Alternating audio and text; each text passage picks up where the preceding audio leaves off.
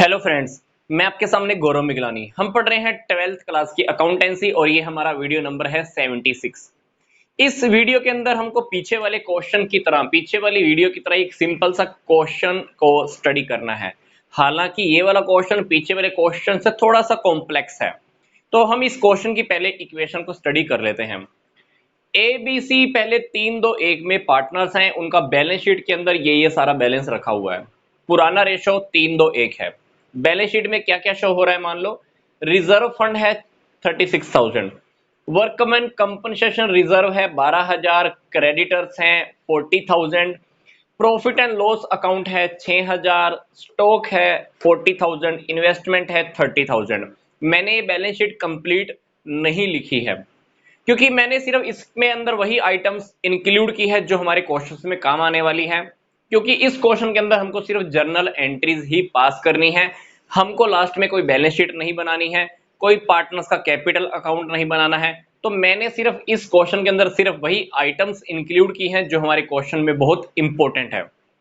तो ये profit and loss का बैलेंस एसेट साइड में दिखने का मतलब क्या है? इसका मतलब है कि ये हमारा लॉस है जो पार्टनर्स ने अभी तक डिवाइड नहीं किया है। अगर यही बैलेंस लाइबिलिटी साइड में होता, इसका मतलब है कि ये हमारा ये प्रॉफिट होता और ये प्रॉफिट भी पार्टनर्स में डिवाइड हो जाता। अब ये एसेट साइड में शो हो रहा है, तो एसेट साइड में शो होने का मतलब है कि ये फर्म का लॉस था, ये लॉस पार्टनर्स ने अभी तक डिवाइड नहीं किया है। तो रिजर्व के अंदर अपने पास पहले से पैसे पड़े हैं, वर्कमैन कंपनसेशन रिजर्व में ऑलरेडी पैसा रखा हुआ है, प्रॉफिट एंड लॉस अकाउंट इन्होंने अभी तक डिस्ट्रीब्यूट नहीं किया है। तो अपने पास 3 आइटम्स ऐसी दिखाई दे रही हैं जो पार्टनर्स आपस में डिवाइड कर सकते हैं रेशो चेंज करने वाले दिन के टाइम ही। जिस दिन ये लोग रेशो चेंज कर रहे हैं वो इस 3 अमाउंट को पुराने रेशो में डिवाइड कर सकते हैं, क्योंकि ये कब अर्न हुआ है तीनों पुराने रेशो के टाइम पर। इसलिए हम अगर इन तीनों को अगर डायरेक्ट डिवाइड कर दें पार्टनर्स में, तो कौन से रेशो में डिवाइड होगा? ओल्ड रेशो में डिवाइड होगा। तो अब पार्टनर पुराना रेशो ये था, ये सारा बैलेंस इनके पास रखा हुआ है। पार्टनर्स ने डिसाइड किया कि हमारा रेशो होना चाहिए 5-4-3। गुडविल, जब इन्होंने रेशो चेंज किया, गुडविल इन्होंने कैलकुलेट की है 60,000। कहते हैं कि स्टॉक की वैल्यू 10% कम हो गई है। क्रेडिटर 8,000 के 8,000 के क्रेडिटर ऐसे हैं जिनको हमने पैसा नहीं देना है, वो अब क्लेम नहीं करने वाले हैं। अल्टीमेटली हमारे लिए फायदा हो गया है, क्रेडिटर्स को हमने 8,000 पे नहीं करने हैं, क्योंकि टोटल क्रेडिटर हैं 40,000। 40,000 में से 8,000 के क्रेडिटर हमको पे ही नहीं करने हैं। चौथी बात, claim on workman compensation 20,000। Workman compensation reserve कितना रखा हुआ था? 12,000, जबकि हमने क्लेम कितना देना है? 20,000 का क्लेम हमने देना है। अल्टीमेटली देखा जा रहा है तो 8,000 रुपए हमको पॉकेट से भरने हैं, फर्म को पॉकेट से पे करने पड़ेंगे, क्योंकि हमारे पास 12,000 हैं, देने हैं हमको 20,000। तो अल्टीमेटली 8,000 का हमारे ऊपर एक झटका है।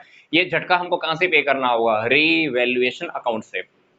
फिर इन्वेस्टमेंट की मैंने रिवैल्यूएशन की है, इन्वेस्टमेंट कितने की दिखाई दे रही है? 40,000 की, जबकि इन्वेस्टमेंट हमारी बुक्स के अकॉर्डिंग कितनी है? 30,000।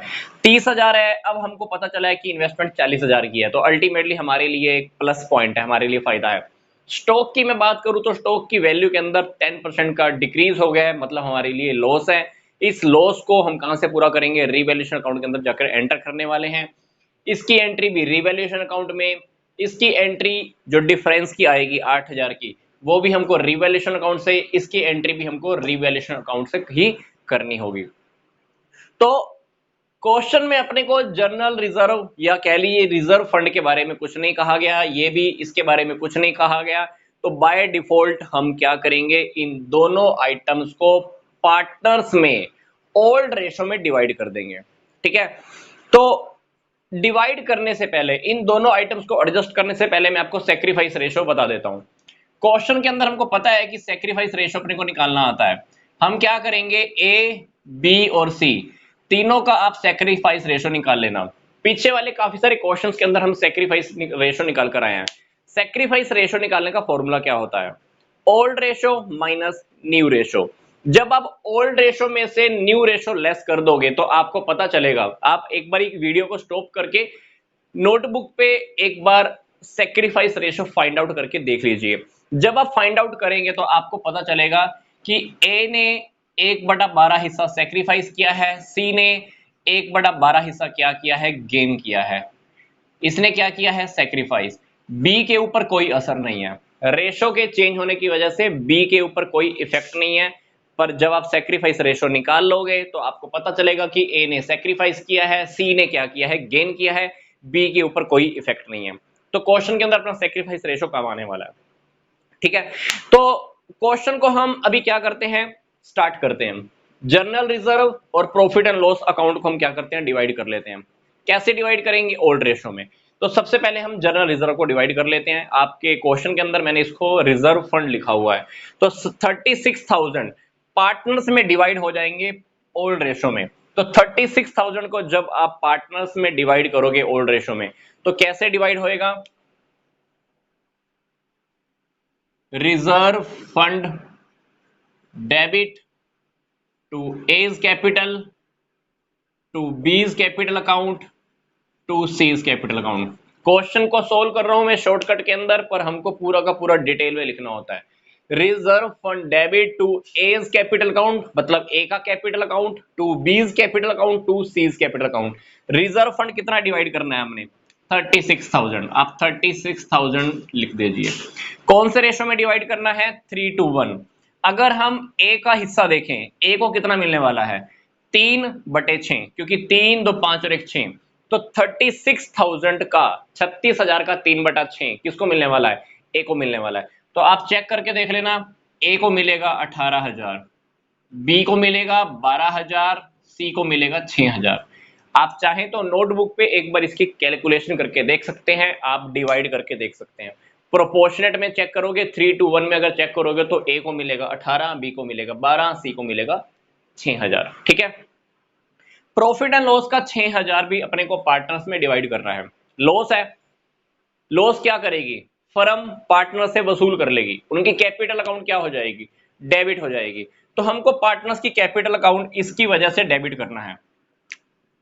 तो ए का capital account debit, B capital account debit, C का capital account debit to profit and loss account. कितना बैलेंस डिवाइड करना है, 6,000।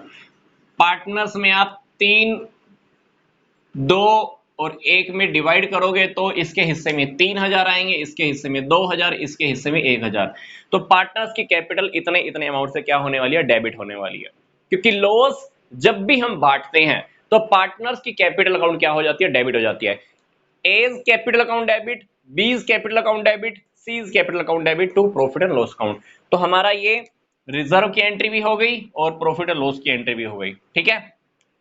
अब हम बात करते हैं थर्ड रिजर्व। क्या रखा हुआ है हमारा, ये वर्कमैन, थर्ड आइटम हमारे पास है वर्कमैन कंपनसेशन रिजर्व। यहाँ पे देखिए, इसके ऊपर ऑलरेडी हमारा क्लेम है 20,000 का, 12,000 ऑलरेडी हमारे पास रखे हुए हैं। पे कितने करने हैं, 20,000। 8,000 क्या कहां से पे करेंगे हम, रीवैल्यूएशन अकाउंट से, ठीक है। एंट्री कर दो, workman compensation reserve account debit, revaluation account debit to provision for workman compensation claim. Workman compensation reserve कितना रखा हुआ है, 12,000 लिख दीजिए। जबकि क्लेम कितने का देना है, 20,000 का, बाकी का 8,000 रीवैल्यूएशन अकाउंट से, ठीक है। तो अपने पास ये थर्ड आइटम भी हमने सेट कर दी। अब बात करते हैं गुडविल की। गुडविल हमारी वैल्यूड है 60,000 की। जिस डेट को पार्टनर्स रेशो में चेंज कर रहे हैं उस डेट को इन्होंने क्या किया, गुडविल की कैलकुलेशन की है 60,000। अब ये 60,000 की 60,000 तो पार्टनर्स आपस में डिवाइड करने वाले हैं नहीं। जिस हिसाब से जिसने सेक्रीफाइस किया होगा, जिस हिसाब के से जिसको गेन हुआ होगा, वो इसके प्रोपोर्शनेट के अंदर गेन करने वाला पार्टनर इस अमाउंट का प्रोपोर्शनेट अमाउंट किसको पे कर देगा, सेक्रीफाइस करने वाले को। यहां पे ध्यान से देखिए, गेन किसने किया है, सी ने। सी किसको पे कर देगा, ए को, क्योंकि ए ने क्या किया है, सेक्रीफाइस किया है। तो 60,000 का जब आप 1/12 करोगे, 60,000 का 1/12 जब आप करोगे तो 5,000 रुपए किसने पे करने हैं, सी ने पे करने हैं। किसको, ए को। तो सी की कैपिटल अकाउंट क्या हो जाएगी, डेबिट हो जाएगी। तो C's capital account debit to A's capital account. कितना अमाउंट है, 5,000 रुपए। तो ये हमने गुडविल की एडजस्टमेंट करने की एंट्री भी कर दी। आपको नरेशन में लिखना होता है, it's necessary, it's mandatory to write the narration. You have to write that adjustment made for the goodwill. हमने गुडविल की एडजस्टमेंट की है, कितना, 1/12 part. C has paid to A. C की कैपिटल में से पैसा निकलकर कहां चला गया, अल्टीमेटली ए की कैपिटल में चला गया है, क्योंकि जिस भी पार्टनर की कैपिटल बढ़ानी है उसकी कैपिटल हम क्या करेंगे, क्रेडिट करेंगे। गुडविल का हो गया। अब देखते हैं स्टॉक का। स्टॉक की वैल्यू कितनी परसेंट कम हुई है, 10%।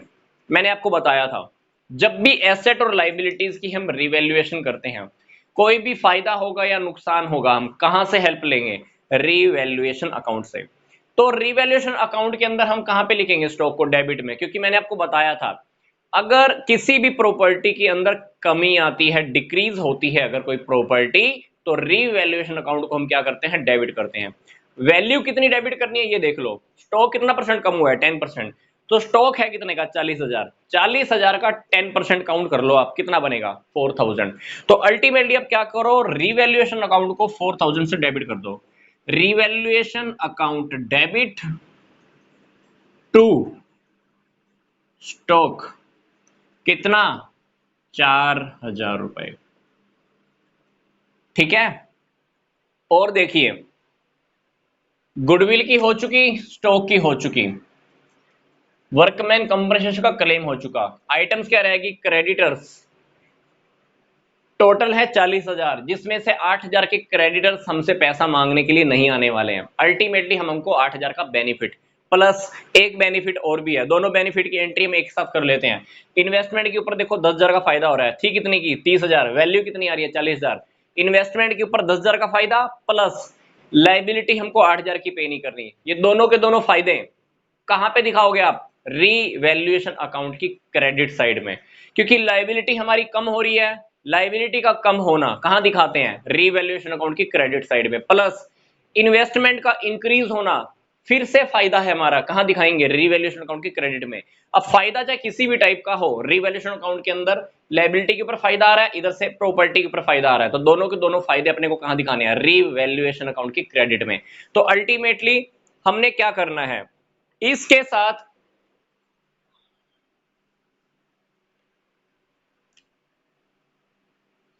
किस किस का फायदा है, क्रेडिटर्स का। क्रेडिटर्स अकाउंट डेबिट कितना, 8,000 का क्लेम वो मांगने के लिए नहीं आने वाले हैं। इन्वेस्टमेंट अकाउंट डेबिट, कितने की इन्वेस्टमेंट है, 40,000, बुक्स में कितनी थी, 30,000, 10,000 का फायदा। फायदा कहां पे दिखाना है, रीवैल्यूएशन अकाउंट की क्रेडिट में। तो टू रीवैल्यूएशन अकाउंट कितना फायदा हो गया, 18,000। ठीक है। तो अपने क्वेश्चन में ध्यान से देखो तो यहां तक की भी सारी एंट्री हो चुकी है, सिर्फ एक एंट्री को छोड़कर। अब रीवैल्यूएशन अकाउंट का अपने टोटल नहीं किया अब तक। रीवैल्यूएशन अकाउंट के डेबिट में जो आइटम डालनी थी हमने जर्नल एंट्री के थ्रू डाल दी, क्रेडिट में जो आइटम डालनी थी हमने डाल दी।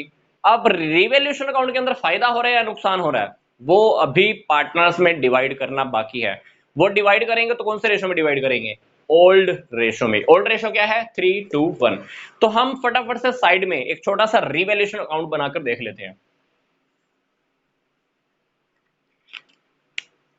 मान लीजिए रीवैल्यूएशन अकाउंट है ये, ऐसा ऐसा शॉर्टकट में अपने को काम करना आना चाहिए। ठीक है, ये है डेबिट साइड, ये है क्रेडिट साइड मान लो। अब ये यहां पे ध्यान से देखो, रीवैल्यूएशन अकाउंट के क्रेडिट साइड में कौन कौन से अमाउंट आए हैं। इस एंट्री के अंदर रीवैल्यूएशन अकाउंट को क्या किया हुआ है, क्रेडिट किया हुआ है, तो क्रेडिट साइड में आ जाओ। अमाउंट कौन कौन से लिखोगे, 8,000 का क्रेडिटर्स का फायदा, 10,000 का इन्वेस्टमेंट का फायदा, 18,000 का फायदा इधर लिख दिया। और देखो इस एंट्री में कोई रिवैल्यूएशन अकाउंट की हेल्प नहीं है, इस एंट्री के अंदर है रिवैल्यूएशन अकाउंट डेबिट है, कितने से, 8,000 से। 8,000 का अमाउंट आप इधर लिख दो।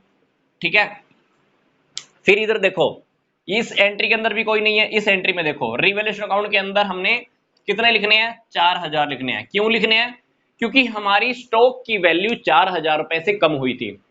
अब रिवैल्यूएशन अकाउंट मान लो आपको सीधा बनाने के लिए क्वेश्चन के अंदर कह देता, जर्नल एंट्री मान लो आपने नहीं बनानी होती, तो क्या करते, देखो 8000 का ये वो अमाउंट है जो वर्कमैन कंपनसेशन, सॉरी 8000 का ये वो अमाउंट है जो हमारा क्रेडिटर को पे नहीं करना है, क्रेडिटर को हमने पे नहीं करना, तो हमारा 8000 का फायदा।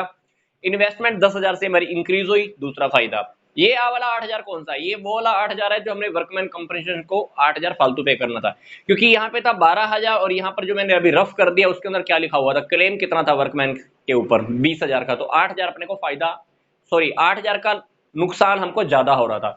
ये वो 8000 का नुकसान यहां पे लिखा, प्लस ये 4000 कहां से आए, स्टॉक की वैल्यू 10% कम हुई, 40000 का 10% कम हुआ 4000। तो रिवैल्यूएशन अकाउंट के डेबिट में सारे नुकसान, क्रेडिट में सारे फायदे। अब देखो अगर मैं इसको डेबिट और क्रेडिट को अगर टोटल करूं तो यहां पर लॉस कितने हैं, 12000, यहां पर फायदा कितना है, 18000। तो फायदा मतलब क्रेडिट साइड ज्यादा है, कितनी है ये 18000, ये कितनी है 12000, फायदा कितने का हो गया 6000। अब 6000 का फायदा आ रहा है, किसको बांटोगे, पार्टनर्स को, कौन से रेशो में, 3:1 में। तो जब आप 6000 का फायदा पार्टनर्स में बांटोगे, जब जब हम पार्टनर्स को बेनिफिट देते हैं तो उनकी कैपिटल अकाउंट क्या होती है, क्रेडिट होती है। तो उनकी कैपिटल अकाउंट अगर क्रेडिट करनी है तो इसका मतलब क्या है कि रिवैल्यूएशन अकाउंट को हम क्या करने वाले हैं, डेबिट करने वाले हैं। रिवैल्यूएशन अकाउंट डेबिट कितने से, 6000 से, क्योंकि यहाँ पे 18 और 12 का डिफरेंस कितना आ रहा है, 6000। तो तीनों पार्टनर 2A 2B 2C तीनों की capital account, 2A's capital account, 2B's capital account, 2C's capital account, 6000 को आप पुराने रेशो में डिवाइड कर दो, 3:1, कितना कितना अमाउंट आएगा, 3000, 2000 और 1000। तो इस तरह से हमारा ये लास्ट रीवैल्यूएशन अकाउंट का प्रॉफिट भी तीनों पार्टनर्स में ठीक पुराने रेशो में डिवाइड हो चुका है। तो आई होप ये वीडियो, ये क्वेश्चन आपको अच्छे से समझ में आया होगा।